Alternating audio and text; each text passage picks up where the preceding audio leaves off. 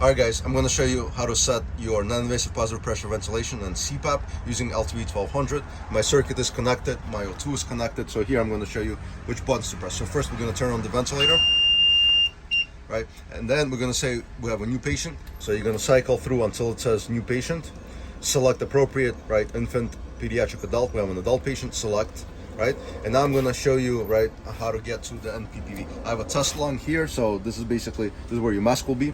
So for NPPV mode, you're going to find the selector switch and you're going to toggle until your NPPV, right, is blinking. You're going to click it one more time. It's going to set IPAP, inspiratory positive airway pressure. Here it's 10, so I select 10.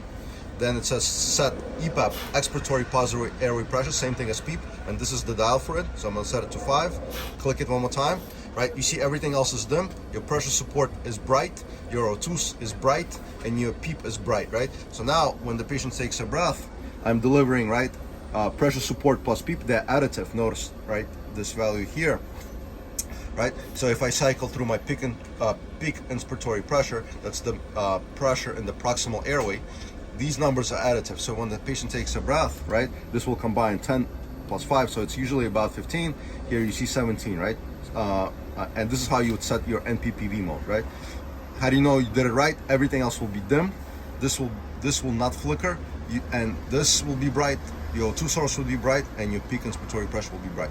I'm going to show you how to get to the same mode, utilizing, right, the CPAP feature. So you're going to find this dial again, and what you're going to do is you're going to select the CPAP mode right here, right?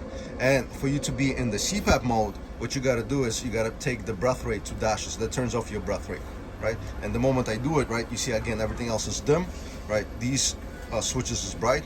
So now let me clear my alarms. So now again I have pressure support of 10, PEEP of 5, right?